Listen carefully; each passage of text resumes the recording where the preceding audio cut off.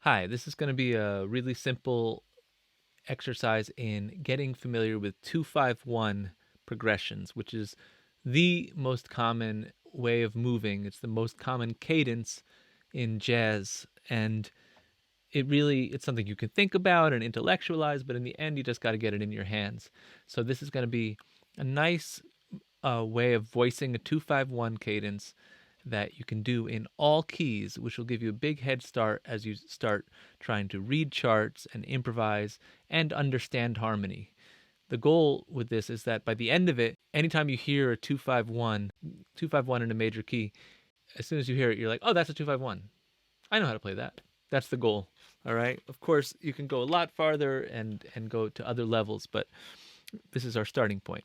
Very quick review of harmony and harmonic function. If you're really solid on this, go ahead and skip. There's chapter headings down below, and you can skip to the time code of the next section. All right, but I will go ahead and give a quick review. All right, so C major, the white notes, right? So it's really easy to think about harmony, and especially major scale harmony in C major, because it's on the white notes, right? So that makes everything a lot easier. So what we're going to do is look at the chords of the scale, all right? Barry Harris always talked about the chords of the scale.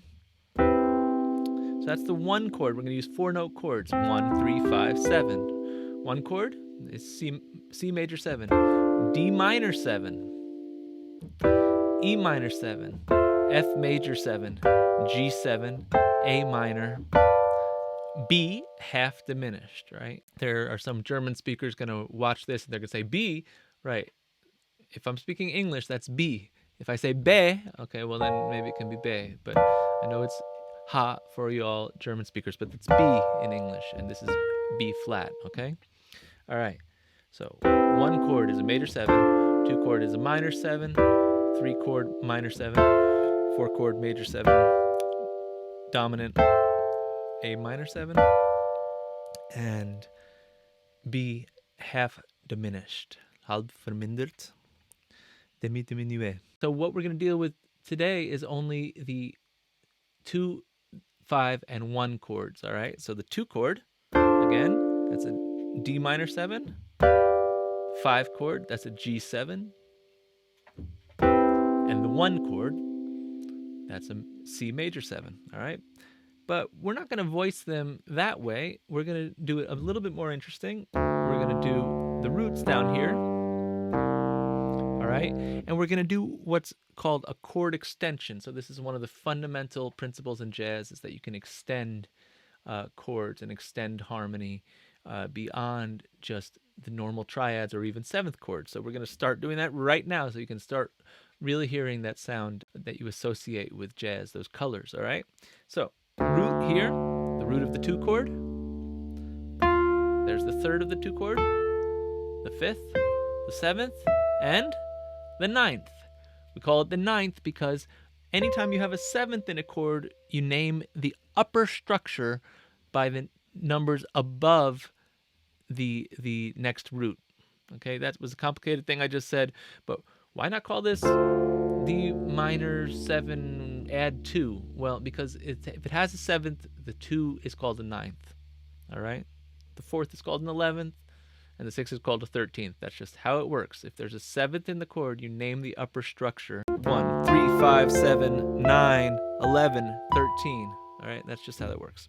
All right, and now the next chord, we're going to do the same. We're going to do G, 3, 5, 7, 9.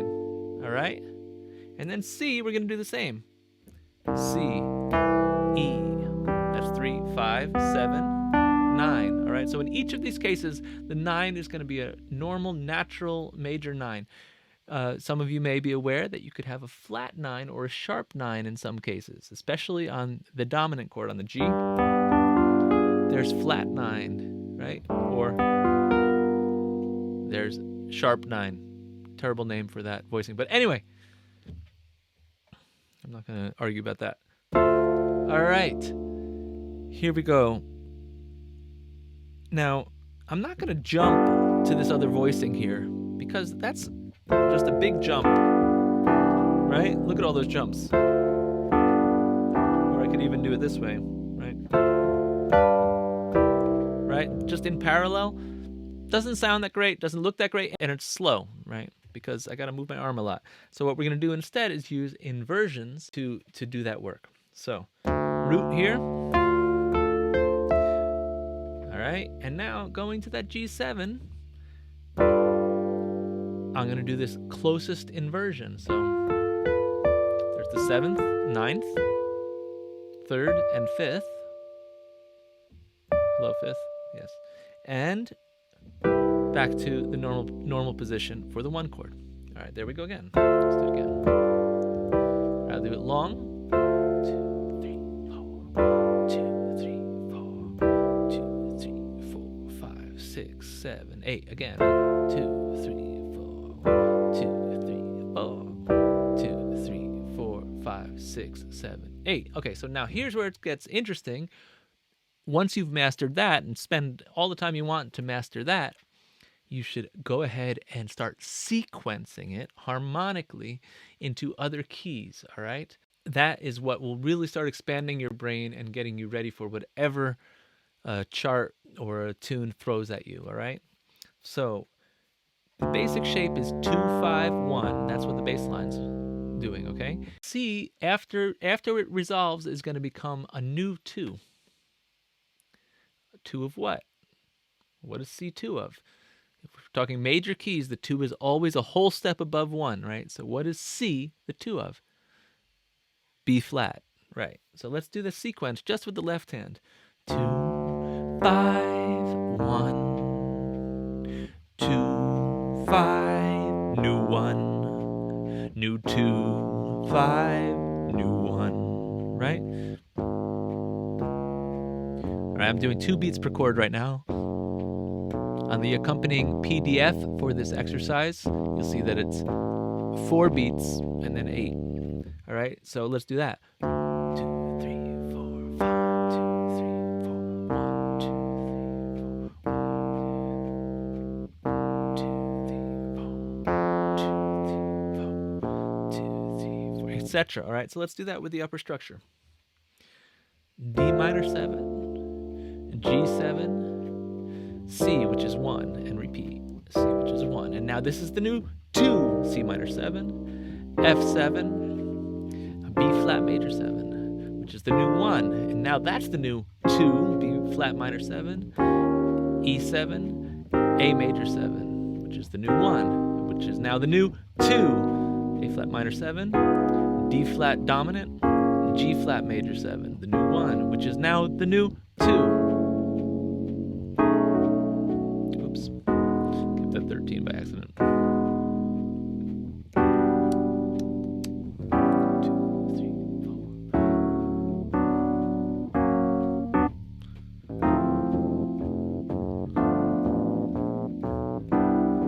Another inversion. Didn't really mean to do another. I'll skip up.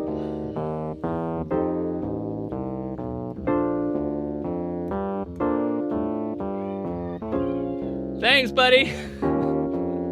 My son is telling me that it's time to eat.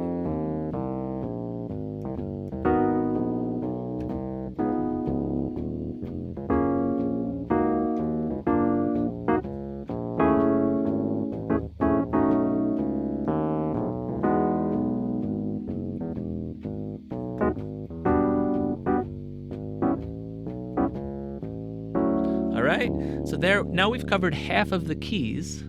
All right, half of the keys. C, B flat, A flat, 2, 5, 1 to G flat, 2, 5, 1 to E, 2, 5, 1 to D. To get to the rest of the keys, we can just start a half step from any of the positions, up or down. And now we're gonna get to the other keys. Oh boy, there's a meal bell ringing, so I better go.